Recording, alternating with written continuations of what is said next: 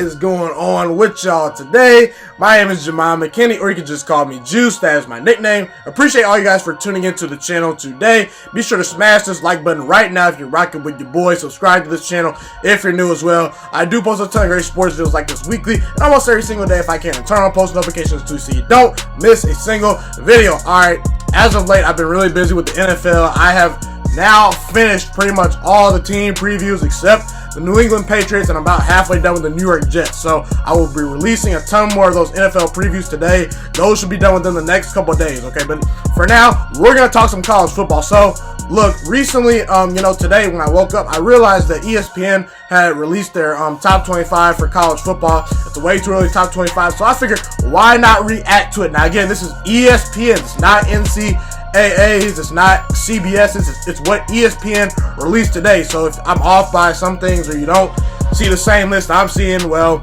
I read it, and if it's wrong, if that's not ESPN's official list, well, daggone it, I'm still talking college football with y'all. So I'm gonna put the top 25 that I saw on the screen right here, okay, and we'll just talk about all the teams that are on this top 25. I'm not going to go over who should be on it or who was left off it because it's just too many other teams. Obviously, you got the USCs, you got the Florida States, you got the Miamis potentially that could maybe bounce into this top 25. I will say one thing. I do think Northwestern should have been on this list. Northwestern had a very good year last year. Obviously, you can see I'm a huge Ohio State Buckeyes fan. Go Buckeyes, But either way, Northwestern made the Big Ten title game. They were not on this list, and I was shocked by that, okay? So I think Northwestern definitely should be on this list, okay? But let's start off with the top 5. Obviously, Clemson, Bama, Georgia, Oklahoma, Ohio State. To me, I don't have too many problems with that. I really don't. And again, I'm not arguing saying this team should be this high, this team should be this low, because who cares? Let's be real. Who cares? You still have to go out and prove it on the field, okay? And my Ohio State Buckeyes are high enough to where if we take care of business, we'll be in the playoffs, okay? So, either way, Clemson to me is the best team in college football this year. They're the best team. They're better than Alabama. They're better than Georgia. They're better than Oklahoma. They're better than Ohio State. They're better than Michigan. They're better than Florida. Any team you want to name, Clemson is better than. The reasons why is because Trevor Lawrence is the best quarterback in all of football. Travis Etienne, to me, is at least one of the top 2 running backs in all of football. Jonathan Taylor might have something to say about that, but again, their wide receivers are very good. Justin Ross and T. Higgins are going to be potentially first-round wide receivers. Their offensive stack, their offensive line is very good. They're coming off a national championship run. They did lose Clelin Ferrell, Dexter Lawrence, and a ton of great defensive players, but again, they have recruited at a high level. Xavier Thomas potentially could be a top 5 pick when he comes out. Not this year, but next year. Clemson, to me, is the clear choice at number 1. Alabama comes in at number 2. Obviously, you got Tua, you got Jerry Jeudy, you got some very good wide receivers. They did lose Quentin Williams and some key players on defense, but again, Nick Saban, he's pretty much, look, when Alabama loses a national title, the very next year, they usually come back very motivated. So they are at number 2. Georgia, to me, now look, Georgia and Alabama, to me, are on a collision course for the SEC. Georgia, look, there's no other team that's recruited at a higher level besides Alabama these past couple years than Georgia. Georgia has recruited a ton of 4- and 5-star players. So Georgia, there's no excuse for them not to have enough talent. If anyone tells you Georgia does not have the talent to beat Alabama, they are fully mistaken. They've recruited a ton of 4- and 5-star wide receivers. They still got Jake Fromm. They have the best offensive line this year in college football, is what a lot of experts are telling people. Whether you read any articles that say best offensive lines in college football, Georgia is right there at the top of that list, okay? I think Georgia has a real shot at beating Alabama. Obviously, they came close. They came close last year. They came close in the national title year. We'll see if they can potentially break through this year. Georgia might break through this year. I'm just saying, okay? I'm not predicting anything, but again, Georgia, they have a very good shot to win the SEC. Now, to me, can 2 SEC teams get in this year? I don't particularly think so, because I think there's going to be too many very good teams. And, I understand a couple years ago, 2 SEC teams got into the playoffs, but that was because my Ohio State Buckeyes had 2 blowout losses. I don't think any team is going to have 2 blowout losses and, be so bad where you have to put in a non-conference champ in the SEC. Okay, LSU obviously might have something to say about that. Florida, don't even bring them up, okay? Oklahoma, pretty good team. They're going to have a very good offense. Their defense is what's holding them back. That's really what's holding them back. They brought in, I believe, Alex Grinch, if I'm not mistaken. Someone correct me in the comment section, to be the defensive coordinator this year. They obviously are, committed to at least improving the defense this year. They got Jalen Hurts. They got pretty good running backs. Their offensive line did lose a ton of players, but again, they recruit 4- and 5-star offensive linemen all the time. They're always going to have a very good offensive line. They got CeeDee Lamb, one of the best wide receivers in all college football. Oklahoma at number 4 seems appropriate. Ohio State, look, my Buckeyes, I'm excited for the season. I really am. I think we're going to be very, very good. It's clearly between Michigan and Ohio State on a collision course for the Big Ten, okay? Now, obviously, Michigan at number 6. Let's start with Ohio State a little bit. Okay, look, our defense should be a top 10 defense in all college football. If it's not, I'm going to be very mad because we return all our linebackers, we return all our cornerbacks, we return pretty much all our safeties, and we got Chase Young, potentially the best defensive prospect in all of college football. There's talks about him potentially going number 1 overall. We have solid players to replace Draymond Jones. We have solid players to replace Nick Bosa. We brought up 5-star Zach Harrison. Justin Fields, to me, should be fine. Everyone's, questioning Justin Fields. I don't understand why people are questioning Justin Fields. I just don't. I don't understand it. If they're saying, Justin Fields we haven't seen him play a college football game yet. You said the same thing about Deshaun Watson. You said the same thing about Jameis Winston. You said the same thing about Trevor Lawrence. You said the same thing about all these quarterbacks the past couple years that have been high recruits, okay? You said the same thing. What did they do? They went out there and played well. Justin Fields was a top 2 recruit in all high school. I understand he did not have the best spring game, but again, I like our offense. We got Chris Olave, we got KJ Hill, we got Garrett Wilson, a very good talented freshman I'm high on. We got J.K. Dobbins at running back. I do worry about the offensive line this year. And then I'm going to get to Michigan right now. Look, Michigan, if you don't beat Ohio State this year, you're never going to beat Ohio State. You're never going to beat Ohio State if you don't beat them this year. Okay, that's just the reality situation. Okay, now look, Michigan, this should be the best offense that Jim Harbaugh has ever put on the field. Okay, you got Shea Patterson, very good quarterback, one of the top 5 Heisman candidates this year, in my opinion. Okay, they're potentially going to run the spread offense. They brought in the offensive coordinator, for one of the coaches from Alabama, to be the offensive coordinator this year. So, again, Michigan is looking to air the ball out a lot this year. And, again, Michigan has the wide receivers. A lot of Michigan fans are complaining, saying that Harbaugh does not open up the offense enough, okay? This year, no more excuses. You got to open up this offense. You got Tariq Black, you got Nico Collins, you got Donovan Peoples-Jones. Those are 3 NFL wide receivers. And, again, you get Ohio State at home. Now, I don't know who's going to win that game quite yet, but, again, look, if Michigan has a prime opportunity this year, it's going to be this year to beat Ohio State. Now, again, you do lose Rashawn Gary and Devin Bush on defense, but your offensive line should be a strength. Again, it's a collision course between Michigan and Ohio State. To me, Ohio State still has the better players, even though we did not recruit very well this past year. I think our defense will be very good. It's not going to be giving up, a ton of points to Purdue. Not going to be inconsistent as it was last year. Our defense should be very good. I like where our defense is at. LSU at number 7. That's about right, okay? They faced Texas, Mississippi State, and Alabama this year. Joe Brady was brought in this year, pretty much similar to Michigan, to pretty much help improve his offense. He's obviously from the New Orleans Saints, okay? He's going to open up that offensive playbook, okay? So, Joe Burrow, coming back from for his second season full-time with LSU. Last year, I don't think people realize something. Joe Burrow last year pretty much got on campus, right before the season started. So, he didn't have all the time to dissect the offense. I think LSU is about a 10-win team, a 9-win team this year. They have a favorable schedule. They will travel to Alabama, though, and they're going to lose that game. So, they're not making the playoffs, but again, probably New Year's Six Bowl bound. Notre Dame. Now, listen, I don't care about Notre Dame. You want to know why? Because if they don't go undefeated, what's the point of talking about them? When's the last time they won a New Year's Six Bowl? When's the last time Notre Dame has won a New Year's Six Bowl? They're 0-6 in their last New Year's Six Bowls. And again, if you don't go undefeated, Notre Dame, you're not making the playoffs. So, spoiler alert, you're not going undefeated, okay? You're just not, okay? Because you play UGA, you play Michigan, and you play at Stanford. Those are 2 potential losses right there. Look, Notre Dame is going to be a good team. Can they potentially make a New Year's Six Bowl? Yes, but again, who cares about them? They're not making the playoffs this year. I don't care about Notre Dame, okay? Florida. Now, Florida did lose a ton of recruits this offseason. Now, they're coming off a 10-win season. Florida fans are excited.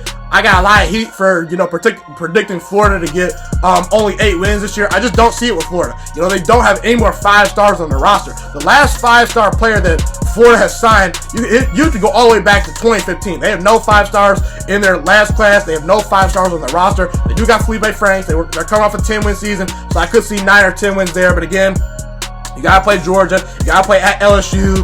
Okay, you got to play Miami this year. You got to play at Kentucky. I just don't see Florida, potentially making that playoff push or competing for an SEC title. They'll probably make a New Year's Six Bowl, but again, who cares?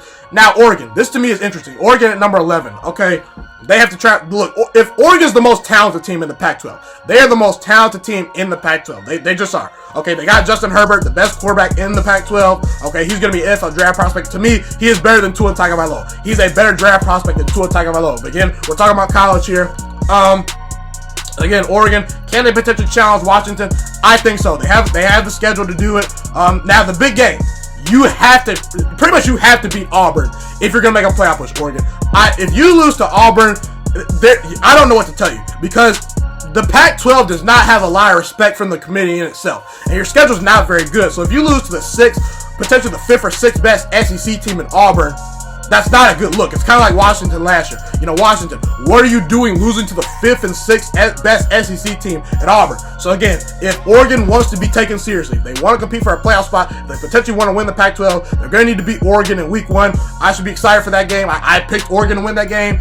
I'm a little bit lower on Auburn this year, but again, we'll have to see with Oregon. They have the team. They got Kayvon Thibodeau, a very talented freshman who they brought in. Texas A&M, they're a very good team, but again, their schedules is too tough. You play Georgia, you play Clemson, you play Alabama, you play LSU. It's a crime that Texas A&M has such a hard schedule. I feel sorry for them because, let's be real, Clemson, Alabama, Ohio State even, my Buckeyes, they don't have, some of these other teams, they don't have the type of schedule that Texas A&M has. So unfortunately, Texas A&M fans, you might make a New Year's Six Bowl, but again, you're not winning a whole lot. You're not making a playoff push. Utah, pretty interesting team. They were decent last year. They're going to be decent this year, in my opinion. Washington. Now, Washington, to me, if I had to bet money, I'm still rolling with Washington to win the Pac-12. I actually am. I'm rolling with Washington. A couple reasons. It's not because Washington is more talented than Oregon.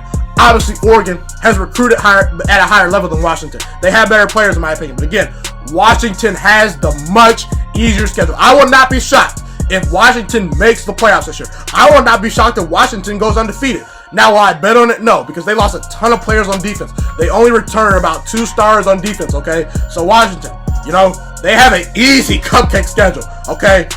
BYU on the road, at Stanford, and Oregon at home. Those are their three toughest games.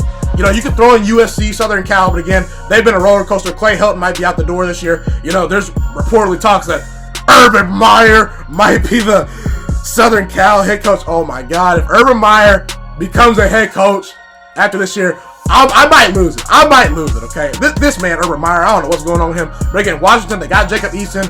Now again, they don't have a whole lot of great skill positions on offense. Their defense does lose a ton of players, but again, Washington, you can't deny the fact that they have a very manageable schedule. I won't be shocked if they win the Pac-12 this year. Penn State, a little bit of a retooling year this year. James Franklin, he seems to roll out a pretty good team every year. He's recruited at a pretty high level, even though you guys did lose out on Julian Fleming, okay? You chose the right place. Julian Fleming, you chose the right place. All right, but either way, look, Penn State will be a decent team this year. They do play Michigan at home, but again, you have to play Ohio State and Michigan State. Now, that's a crime that Ohio State has to play Penn State a week before they play Michigan. That's a crime in itself, but again, Penn State pretty solid at number 15, I say. Auburn, now, I'm going to complain about this a little bit. To me, Auburn at number 16 is just a little bit too high.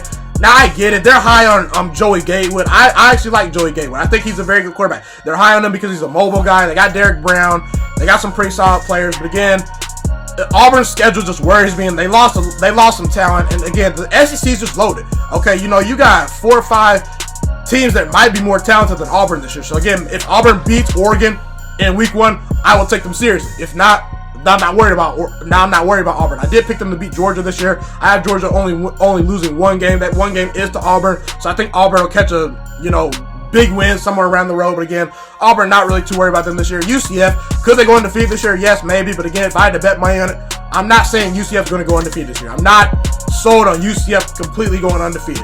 They have to play Pittsburgh this year. They have to play Stanford. They have to play Cincinnati. And Mackenzie Milton, a lot of people forget, Mackenzie Milton was one of the better quarterbacks in all of college football. He's no longer there. You got Brandon Wimbush, okay? Now, Brandon Wimbush is a capable guy. He did show some improvements at Notre Dame. But again, he's not the same player. If I had to bet money, you're going to lose to the University of Cincinnati this year. I might be at the University of Cincinnati game, that UCF Cincinnati game that's going to be on TV. It should be a great atmosphere. I live in Dayton, Ohio, so Cincinnati is not too far from me. I will be going to college at the University of Toledo, though, so we'll see. I might vlog that game if I go. Iowa's a decent team. They got AJ Espinoza, a very good, talented prospect. Nate Stanley, to me, a very underrated prospect at quarterback for the draft. But again, you lose Noah Fant and TJ Hockenson. I just don't know if Iowa's going to be able to score enough points to win games. But again, they have a very good home field advantage. Won't be shocked if Iowa comes out of the Big Ten West, or is it the East? I don't know. Whatever side of the division they're on, Iowa might come out. But again, if I had to bet on it, I'm not going to bet on it. Now, Nebraska. To me, Nebraska's going to be a surprise team. They're going to be a surprise team. They lost 8. They still got Adrian Martinez at quarterback. I like Scott Frost a lot. Scott Frost had a rough first year. But again, you have to realize something. Those were not his players. And again, a first-year head coach, Chip Kelly, struggled this year. Usually a first-year head coach, they bring him in, you kind of have to retool some things. It's not the same players you have recruited. So I think that Scott Frost responds this year, and Nebraska is going to be a surprise team this year. You heard it here first. Stanford, a little bit of a retooling year. I don't see them doing too well this year. Syracuse, they're the second best team in the ACC. That's pretty sad considering the fact that that's the second best ACC team. Now you do get Clemson at home. You have played Clemson tough. You beat them a couple years ago, but again, I just think Clemson's a better team. You know, we'll see what Syracuse does. Wisconsin will have a bounce back year. I think the Big Ten as a whole will have a bounce back year. Obviously, Michigan and Ohio State. Those are the two top teams right there. Those are two top 10 teams easily. Okay, two top 7 teams even. Okay. But last year, the Big Ten, as a conference, the depth of it kind of took a hit. Nebraska was supposed to be good. Wisconsin was supposed to be good. Penn State was supposed to be super good. Michigan State, who returned 19 starters and looked terrible, they were supposed to be good. I think the Big Ten as a whole responds this year. Army, they're a pretty solid team. That's appropriate for them. Now, Michigan State, at number 24, they're coming off they're coming off a disappointing season. Obviously, only winning 7 games. They returned 19 starters and didn't pretty much do anything last year. But again, they had a ton of injuries. And again, usually in a team like Michigan State has a terrible year, they usually tend to bounce back. Okay, so I think Mark D'Antoni, in this team responds this year. I have them winning 9 games. They have to travel to Michigan. They have to travel to Ohio State and Northwestern, but they get Penn State at home. I think they'll at least win one of those games. I think if they will win one of those games, it'll be the Penn State game, probably the Northwestern game maybe, but we shall see. I think Michigan State responds this year. And then Iowa State. To me, Iowa State's a sleeper team. They potentially could be the second best team in the the Big 12. I'm sorry if I did not cover Texas. I don't remember in this video if I covered Texas. Texas does have a very good quarterback in Sam Ehlinger. They do lose some talent, but again, I don't know if Texas is quite back this year. Iowa State is a pretty solid team. Won't be shocked if they can beat Texas because Texas does travel to their house. So, that's pretty much a wrap for this video. This is me reacting to ESPN's top 25 rankings way too early. Be sure to smash this like button right now if you're rocking with your boy. Subscribe to this channel if you're new as well. There's a ton of NFL, NBA, college football, college basketball talk, and even a little bit of MLB talk on this channel. So be sure to subscribe. Tell all your friends about this channel. Share it on Facebook, share it on Twitter, share it on Instagram. The best thing you guys can do to help this channel grow is to just tell all your friends about this channel. I want to become a great sports analyst and broadcaster when I get, a couple years down the road. I'm heading to college, obviously, in a couple weeks. So the best thing you guys can do to help me achieve my dreams of potentially becoming one of the next Colin Cowherds, Stephen A. Smith, Shannon Sharp, you get the point. That's my dream goal. I want to become one of the next great analysts and broadcasters for sports. Just tell all your friends about this channel. Share it on Facebook, share it on Twitter, share it on Instagram. All that good stuff. It's been your boy Ghiman Mckinney, aka Juice, and I'm Ghost, and go Buckeyes!